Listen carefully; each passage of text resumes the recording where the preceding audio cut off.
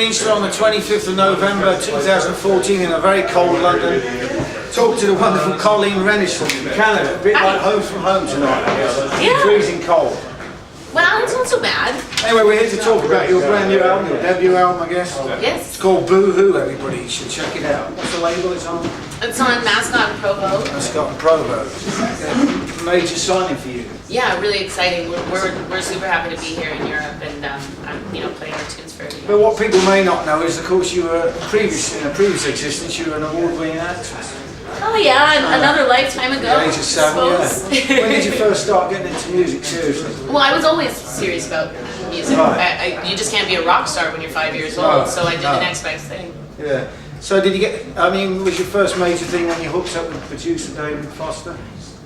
That would be, yeah, I would think so. I mean, it was just that was just a blur. I won a contest, you know what I mean? It was kind of wham bam, thank you, ma'am. Nothing really ever came of it. And you didn't have any say on what you had to do? And not really. No, not really. Well, you certainly reached that point now. And what about when you moved to New York and you pursued music with Shady Records? What kind of stuff were you doing then?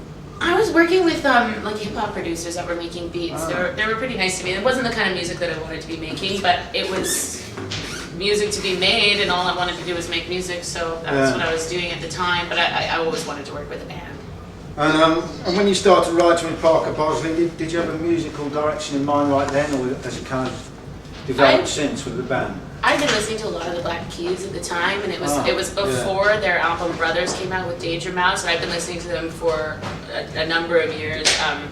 And bands like Frumpy, listening to some krautrock and sort of blues influenced rock and roll, and I wanted to go back to basics and really kind of dig into that kind of music, and that was I wanted it to be dark and heavy and to express the plight of human existence. Some of that's on this album. A lot of it's soul, a lot of it's blues, a lot of it's rock. It's a good old mixture. Yeah, they're all friends. All those things rub shoulders quite often. Yeah. It's hard to define one from the next sometimes. Absolutely. So your rhythm section is considerably older than you are. Was it a problem to try and get a band to commit to going touring in Vancouver? It often is the case. It often is. Well, Ian's been there since day one, and he's always been really enthusiastic and really supportive, and he's the heart and soul of this band. We all play our part, but we're all old souls or young at heart. I don't think age has a lot to do with it, except for experience. Music, really, It's just experience. Yeah, and put the two together. After you've done your London stint, this is your first London show, and it looks like it's going to be a blast. You're going to be touring with Beth Hart in Germany. Were you aware of who Beth was before you got the tour with her? It's so amazing how different just exposure is depending on where you are. And now, I know a lot of people now that know of Beth Hart, but I didn't know who she was. It was a very quick rise, Yeah, and it's just unbelievable how someone can have such a huge following somewhere, and then you not even on your radar elsewhere. I'm really happy that she was brought to my attention. She's an amazing artist, and we're really, really lucky to be on tour with her. No, it'll be a blast, I'm sure. Let's talk about the album. It was originally issued as an EP. It was. And then, just for people out there who don't know, I think you had 2 tracks and dropped Call My Name. Right. 3 tracks, and we dropped Call My Name because we wanted it to represent more what our live show is. I mean, that Altered Running Order as well. That album was recorded so early on in our career that we've really evolved a lot as a band, and I think that the new tracks in this new edition really reflects that. Whatever happened to The Deep End, which is another album you were working on at one point? Oh, we're still. I don't think we're going to call it that anymore. I mean, it's a work in progress. At least now that we have this out, it doesn't feel like we're chomping at the bit so hard. We can kind of take our time and really make sure that our next release is exactly what we want it to be. And were you going to work with Gordy Johnson on that? He Big Sugar. Yeah, he did. He already did some mixing for the songs.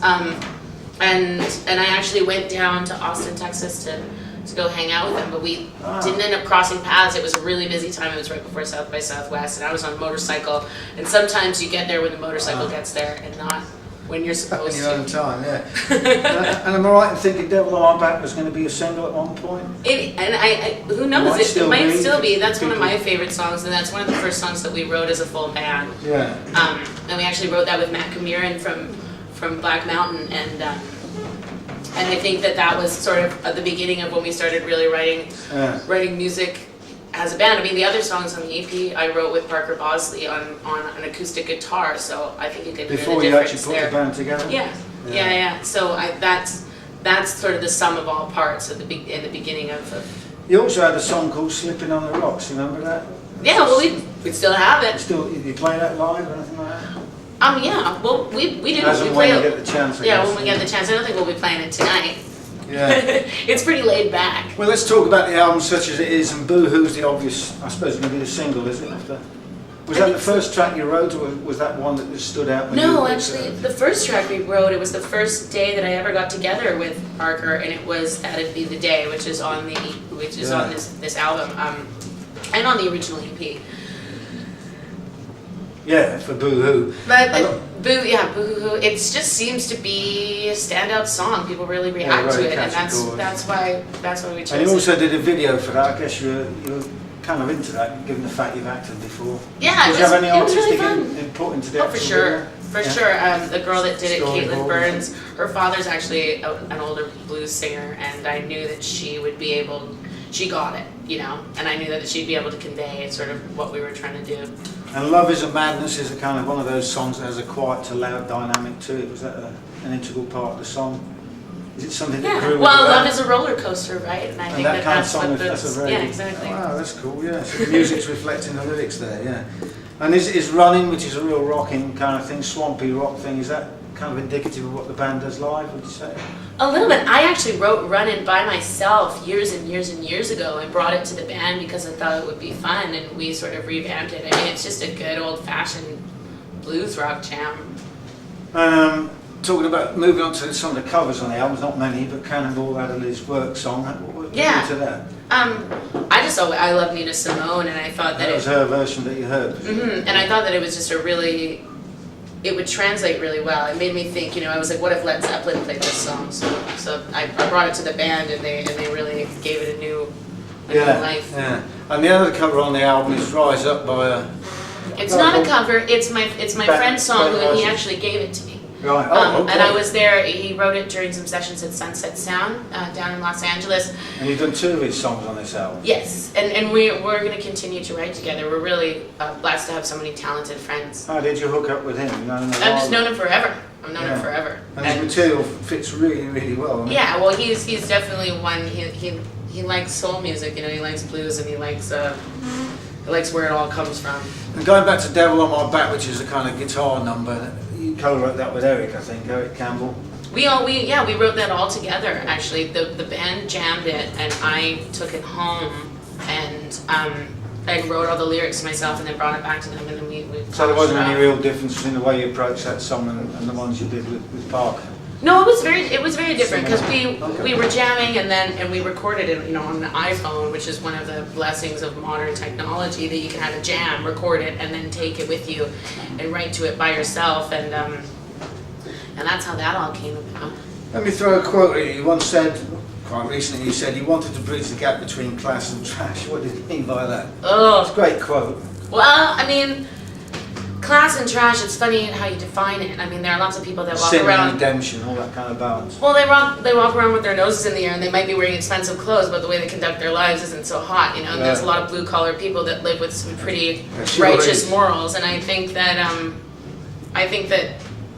you shouldn't judge a book by its cover, and sometimes you can put a cover on that'll make Okay. the right kind of people leave you alone. We don't have an awful lot of time left, so I've just got to give you a couple more questions.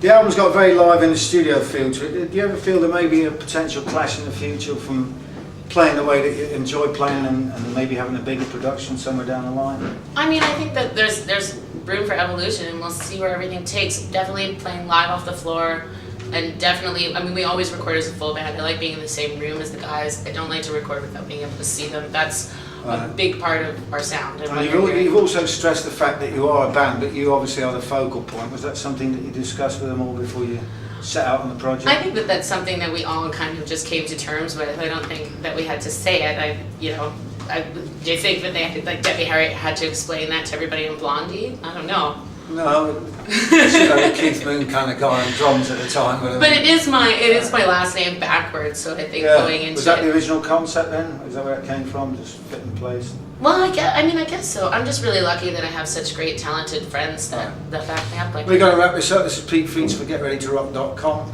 The album is called Boo Hoo Hoo. And the name of the band is... But it won't make you cry, I promise. Well, maybe. Okay. Thanks very much and good night.